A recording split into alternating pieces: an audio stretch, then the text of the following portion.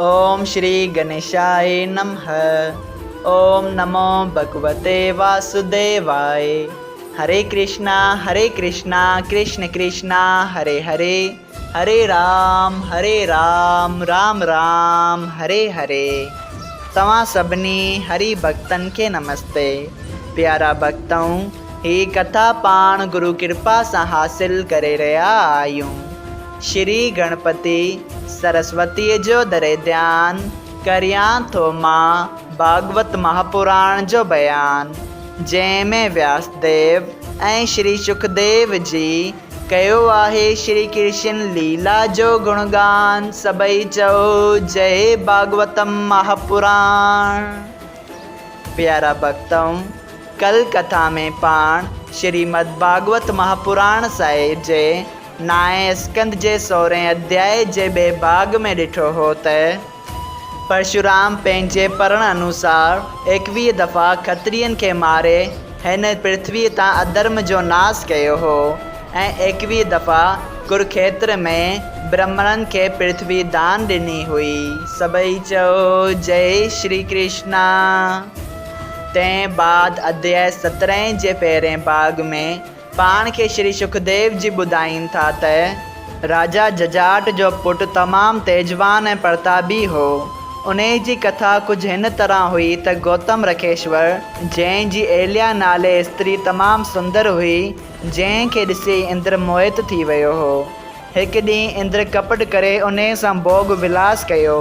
तंहिं बाद जॾहिं गौतम रखेश्वर के इहा ॻाल्हि ख़बर पई, तॾहिं गौतम रखेश्वर इंद्र के श्राप ॾिनो त उन जे जिस्म में हज़ारें सुराख थी वञनि ऐं उन्हनि जे मुख मां इहे वचन निकिरंदे ई इंद्र जे जिस्म में हज़ारें सुराख थी विया हुआ। सभई चओ जय श्री कृष्णा। अॼु पाण श्रीमद् भागवत महापुराण साहिब जे नाए स्कंद जे 17 अध्याय जो ॿियो भाग शुरू करे रहिया आहियूं।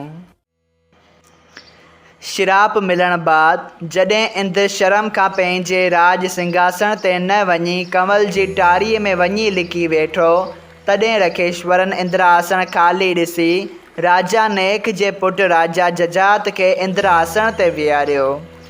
जॾहिं इंद्र राणीअ जो रूप ॾिसी राजा जजात जो मन चुलायमान थियो, तॾहिं पतिव्रता इंद्र राणी बृहस्पतिअ जी आज्ञा सां राजा जजात खे चयो त ए राजा, अॼु ताईं जेके चङा कर्म कया हुजनि से ॿुधाए। जॾहिं राजा पंहिंजे वातां वर्णन कया, उन जो पुण्य हलियो वियो, जंहिं करे हू इंद्रलोक मां किरी पियो ऐं बृहस्पति वञी इंद्र खे कंवल गुल मां ॿाहिरि कढियो ऐं उन खां यज्ञ कराए खेसि आशीर्वाद ॾिनो।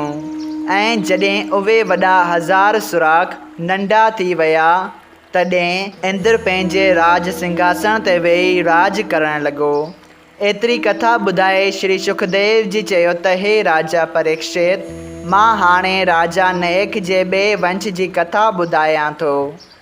उन जे ॿिए वंश में धनवंतर नाले वैद यज्ञ मां हिसो वठण वारो अहिड़ो महात्मा थियो, जंहिं जे नाले वठण सां आदमीअ जी बीमारी ऐं दुख लयो वञे।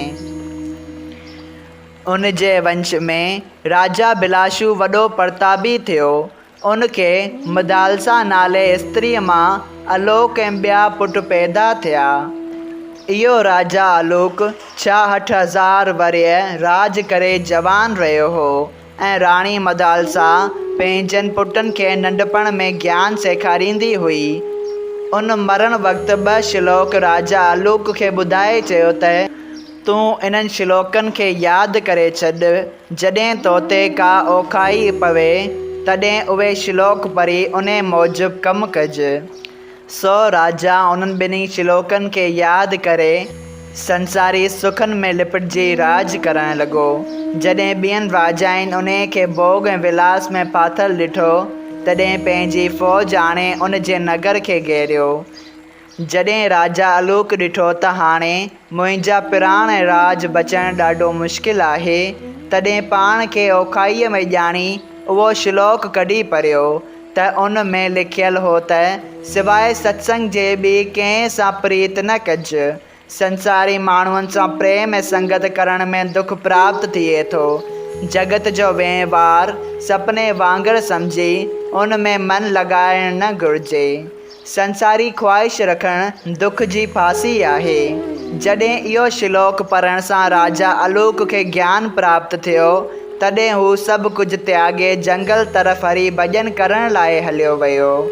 उन वक़्तु ॿियनि राजाउनि जिन उन जे शहर खे घेरो कयो हो, तिन इहो हाल ॾिसी वञी राजा आलूक खां पुछियो त ए राजा, तूं बिना युद्ध जे हार मञी जंगल में छो थो वञी? राजा आलूक जवाबु ॾिनो त राज करे नरक भोगणो थो पवे, तंहिं करे मां राज न कंदसि। तव्हीं मुंहिंजी राजाई वठी ख़ुशीअ सां राज करियो, मूंखे विढ़ण जी ख़्वाहिश न आहे।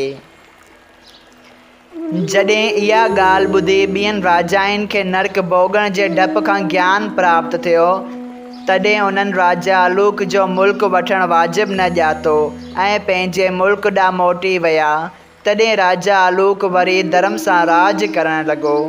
एतिरी कथा ॿुधाए श्री सुखदेव जी चयो त हे राजा परीक्षित, हरि भॼन जो इहो प्रताप आहे। जीअं ई राजा आलूक हरि भॼन करण जी इच्छा रखी, तीअं ई नारायण जी दया सां उन जो दुख मिटी वियो।